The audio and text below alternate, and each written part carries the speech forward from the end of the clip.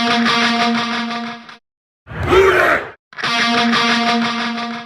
of here. You don't live in Cleveland. You live in Cincinnati. I think I'll be ready. I think it'll be just fine.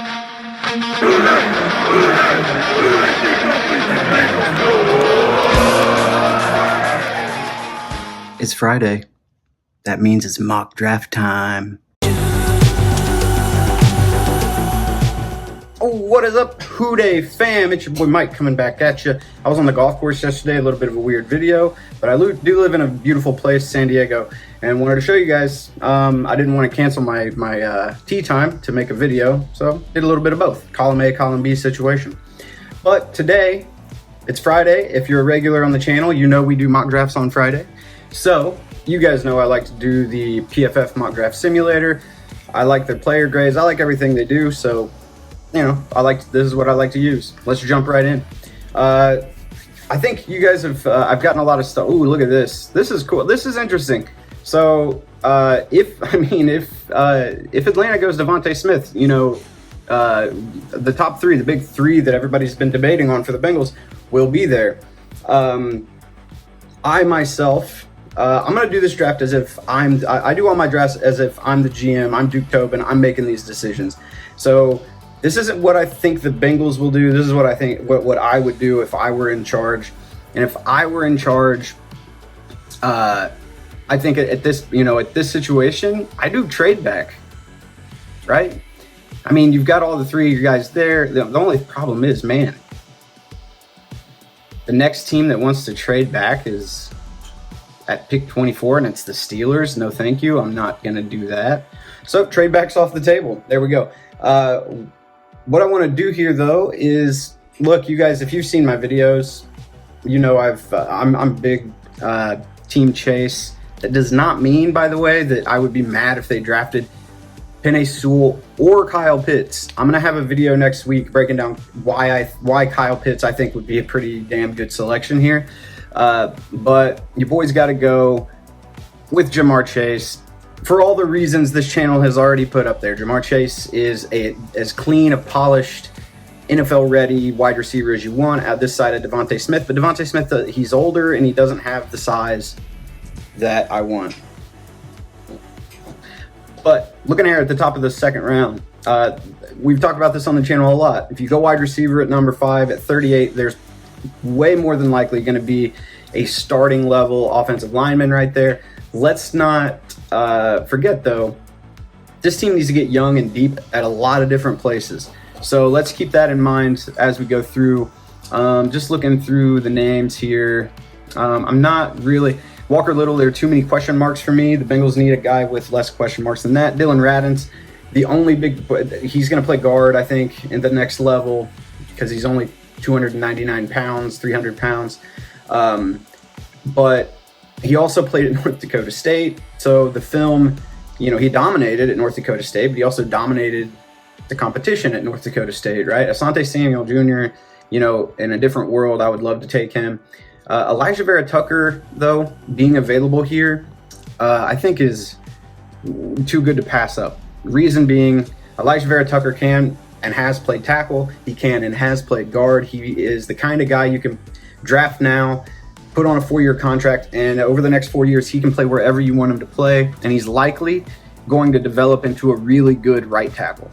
So I'm going to go Elijah vera-tucker, ranked as number 34 on PFF's big board. His average draft position is right around that, 34, 35, and we're picking at 38, so that's pretty good value. I'm going to go ahead and take Elijah vera-tucker here.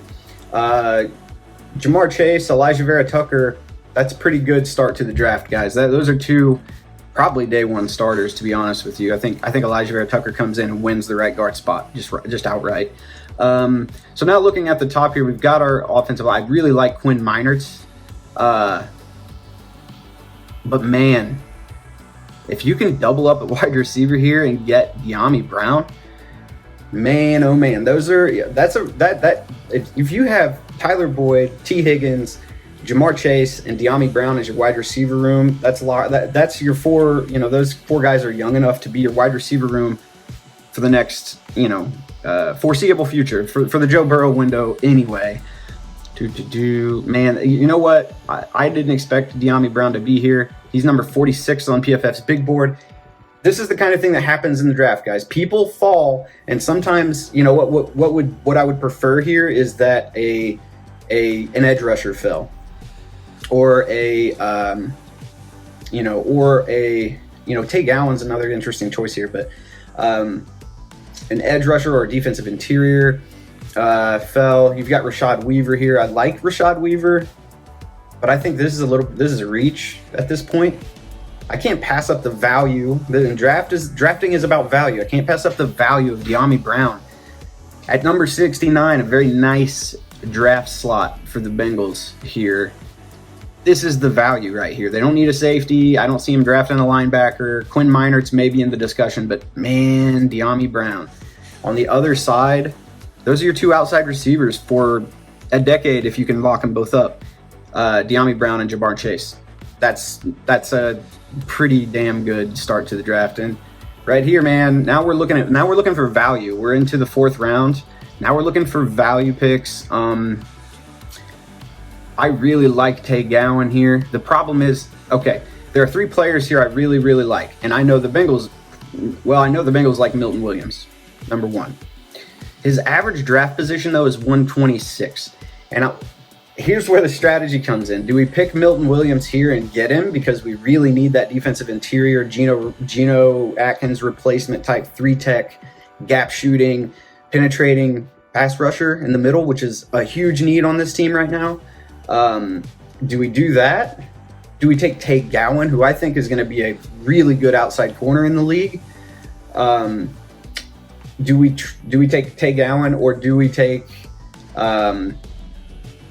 Kendrick Green, another guard you can get? We've already taken Elijah Vera-Tucker. We double up here, get another guard. I know a lot of people say the Bengals need to draft two offensive linemen, and Kendrick Green is a really good one. The thing is, we're going to miss on probably one of these players, and Milton Williams might be the only one that has a chance of falling here. Just for the sheer value that the pick brings, getting younger at corner. Remember, they have a bunch of corners right now. That are on 1-year deals, prove-it type stuff. They're veterans, they're journeymen. They don't have, their homegrown CB1 that they've had for the past, however long, ever since I can remember. Basically, they've had a homegrown drafted guy that's their corner 1. A 4th round pick, that's a lot to ask out of a 4th round pick.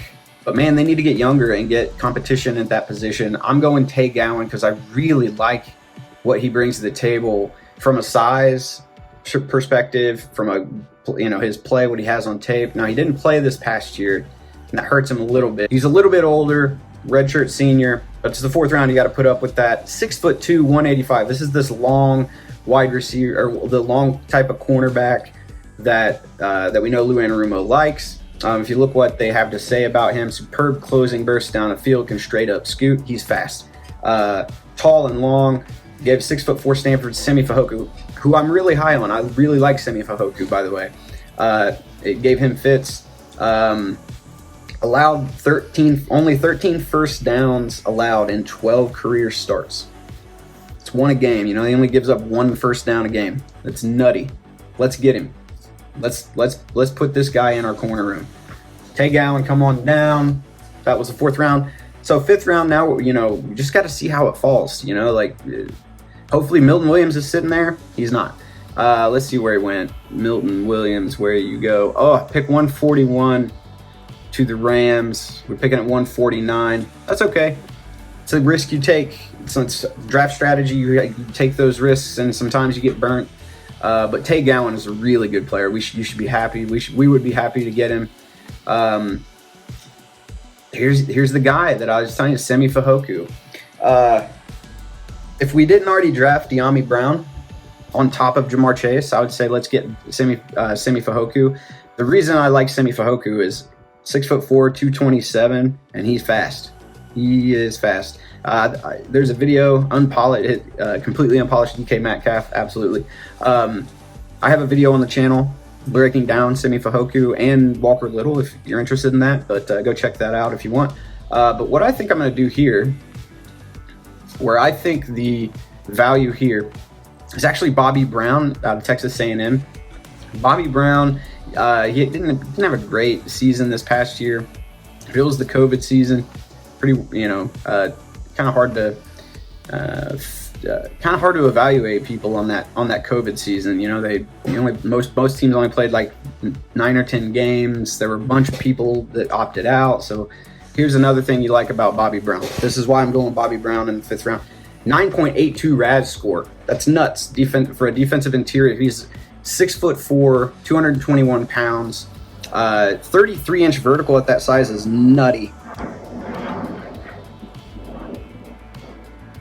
Airplane again. 40-yard dash is 5 seconds for a dude that size. Ain't so bad. 20-yard splits really good. 33. Let's see. He didn't do the bench press. That's a little bit worrying, but a dude that size, I don't think you really need to worry that much about it.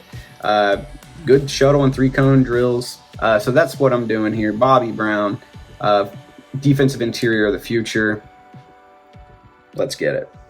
So there you go. I mean, 2 defensive players. I know everybody's like, oh, you got to go all offense in this draft. You don't really. But now we're into the 6th round. Now we're at value time.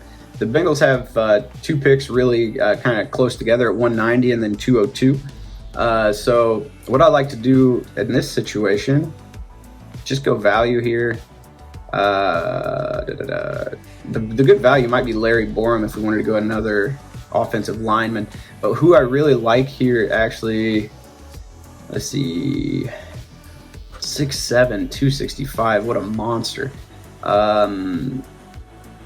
Yeah, but I gotta have production this late in the draft, you know what I mean? And I think the production is gonna come from Malcolm Kuntz, 6'3", 250. Not very big, but the guy can just get around. He's got long arms, really naturally athletic. He can just get moving, get around, and really bend the edge here. This could be a really good depth pass rusher guy. And I think one guy I liked, Jonathan Cooper, went 187, just 3 picks before. That's the guy I probably would have taken here if he was available. But one thing you may want to look at here, just scrolling down the board, sneaky need for the Bengals now is a kind of pass-catching Gio Bernard type replacement, right? And I think Javian Hawkins really is that dude. But he might be there at 202. So what I might want to, I think he'll be there at 202. So what I'll do is I'm just going to go ahead and take Malcolm Kuntz and get that edge player that I want, right? And let's see if I've got, let's see if it happened. Let's see if the strategy worked. It did. He's there. Oh man, Patrick Jones was here. I do like Patrick Jones, but I should have taken him earlier if I wanted him. I'm going Javian Hawkins out of Louisville because we need another running back in that room. This guy, look at that, Noel Devine. I'm a West Virginia fan, if you didn't know. Noel Devine, dynamic out of the backfield. He's a smaller dude, 5'9", 196, right? But he's a redshirt sophomore, so he's pretty young. You probably put some bulk on him. Absurd quicks, jitterbug. Hasn't dropped a pass in 21 career catches, right? That's the kind of guy you need. He's not going to be able probably to pick up the blitzes like Gio Stash Bernard does, but he will be able to give you that dynamic pass catcher screen guy out of the backfield that Gio gave you, right? So now we're looking at the last pick. I think in real life, you might see them go kicker here. I am a big fan, and I know they are as well, of Taron Jackson, the edge. This guy reminds me a lot of the guy we already got, the other edge rusher we already got. However, I don't know if you've ever heard of him, out of Georgia Southern, Raymond Johnson III, 6'3", 270. That is a thick boy. And he's super aggressive. Aggressive hands that throws with purpose. Defensive end size at 270. Beat up lesser competition as you should. Consistently explodes out of stance. May not have the best get off, but it's consistent. Saw significant improvement every single year. Those are all the things that I want out of a 7th round pick. Raymond Johnson, come on down. He's also big enough at 270 that you could slide him inside and as a 3-tech on pass rushing downs and get some rotational pass rushes out of the middle for you. So there you go. Jamar Chase, Elijah Vera-Tucker, day 1 starters, guaranteed. De'Ami Brown probably gets playing time as well, just because he's such a good deep threat. Tay Gowan, more probably starting off a special teams guy and gets into nickel and dime packages. Bobby Brown, rotational defensive interior player. Malcolm Kuntz, same rotational edge. Javian Hawkins, you would probably see him. He could return you some kicks, but you got Brandon Wilson, who's really good. But Javian Hawkins can come in and you can design some plays for him to get him the ball in space. And man, he's electric in space. And then Raymond Johnson, another project rotational pass rusher off the edge type of guy. I'm liking it. This isn't the highest grade I've ever gotten as a B on these things, but that's it's mock draft Friday, baby. I gotta mix it up a little bit. I can't always do the same mock draft, but that's gonna do it for today. I'm glad you guys are tuning in. Hope you have a great weekend. I've been Mike. This has been Who Deyly. See you next week.